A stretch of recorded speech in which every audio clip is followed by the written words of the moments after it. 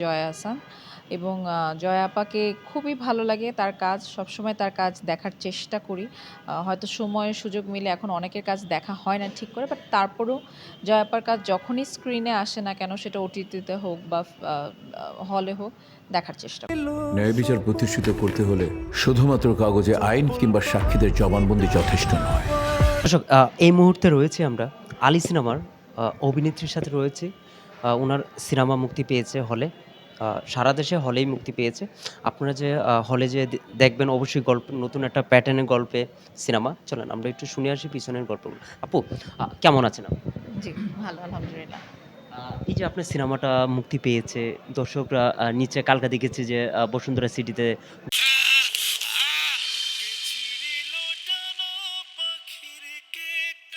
দর্শকে মানে বলছে যে একটা অন্য একটা প্যাটার্নের গল্প। কি বলবেন? অবশ্যই এটা অন্য একদম প্যাটার্নের ভিন্ন গল্প নিয়ে কাজ করা হয়েছে। পুরা ক্রেডিট গোস টু ডিরেক্টর আসলে। ডিরেক্টর এত সুন্দর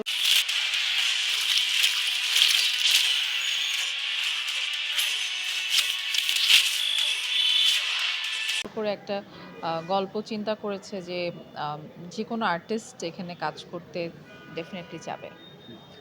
এই যে ইরফান সাজ্জার সাথে অভিনয় করার যে এক্সপেরিয়েন্স শুনতে পারি অথবা সবারই তো একটা ইচ্ছা থাকে যে ১ম এ জীবনের ১ম সিনেমায় ইরফান সাজ্জাদের সাথে করা কেন?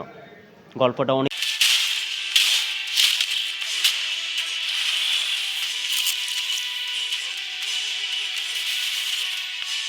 অনেকেরই তো মনে গিয়েছিল, অনেকের কাছে গিয়েছিল, মানা করে দিয়েছে ইরফান সাজ্জাদ এরকম আমরা তথ্য শুনেছি। কিন্তু আপনি কেন কেন গল্পের কারণে কি নিয়েছেন নাকি? আম প্রথমত তো গল্প।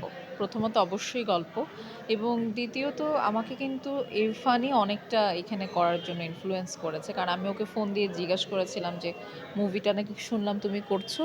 তো কিরকম কি অবস্থা বলো?"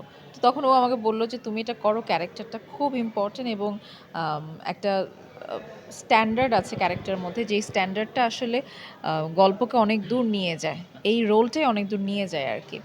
তো আমি ভাবলাম যে আচ্ছা ঠিক আছে। বাট এরকম না যে ইরফান সাজ্জাদ বিষয়টা। ইরফান আমার পুরনো বন্ধু।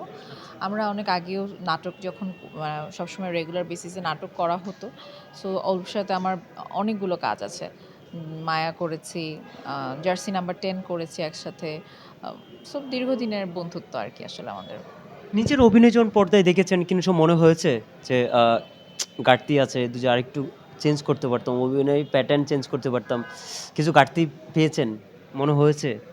প্রথমত নিজের কাজ দেখতে নিজের একটু লজ্জা লাগে। কাজ করতে লজ্জা লাগে না। কিন্তু যখন নিজের কাজ দেখতে যাই তখন একটু হলেও লজ্জা লাগে। বাট দেখতে তো আল্টিমেটলি হয়। কারণ না দেখলে তো আসলে বোঝা যায় না যে নিজের ভুলগুলা কোথায়। তো অবশ্যই নিজের ফল্ট অভিনয় তখন মনে হয়েছে যে এই অভিনয়টা একটু ঠিক করে করা উচিত বা এটা করা উচিত। হুম। আমি যদি আরেকটা জিনিস আপনার কাছ থেকে জানি। এই যে দর্শকদের সামনে বসে হলে দেখা, অনেক আর্টিস্ট অনেকেই প্রশ্নটা তুলছে যে আর্টিস্ট পাওয়া যাচ্ছে না, হলে আসতেছে না। আপনি নতুন সিনেমা হলে আসছেন, দর্শকদের সাথে বসে সিনেমাও দেখেছেন। কেমন লাগছে অনুভূতিটা? না, সবাই তো গতকালকে ছিল। আর আজকে দেশের পরিস্থিতির কারণে আসলে অনেক আর্টিস্ট আসতে পারেনি আরকি। বাট আমি চেয়েছি কারণ যেহেতু এটা আমার ১ম ফিল্ম এবং আমি অনেক বেশি এক্সাইটেড সবকিছু মিলে। সো চেষ্টা করেছি যে দর্শকের সাথে বসে দেখার। তো অলরেডি দেখেছি, একবার দেখেছি, আবার এখন যাবো, যেয়ে দেখব। এটার অনুভূতি একদম ডিফারেন্ট আসলে। কারণ আমরা তো দেখা যায় যে এত বছর ধরে নাটকে যারা কাজ করেছি তখন তো দেখা যায় যে আমরা বাসায় ঘরে বসে টিভিতে, ফোনেই দেখা হয়।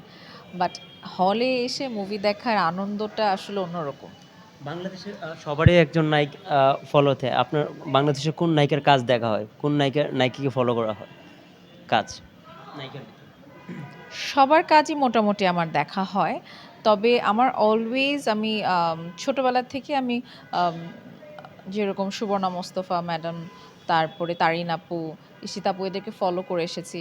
আম আর নাচের জায়গা থেকে মৌ আপু এদেরকে সবসময় আমি ফলো করি। ফলো বলতে যে তাদেরকে একেবারে অনুসরণ করে নিয়ে চলা সেটা না। মানে তাদের যে যাত্রাটা, সেই যাত্রাটা আমার খুব ভালো লাগে যে তারা যে এত ব্যালেন্স করে সব জায়গাতে কাজ করে, সেটা আমি দেখে শিখেছি। বাট রাইট নাও আমার সবথেকে পছন্দের আর্টিস্ট হচ্ছে গিয়ে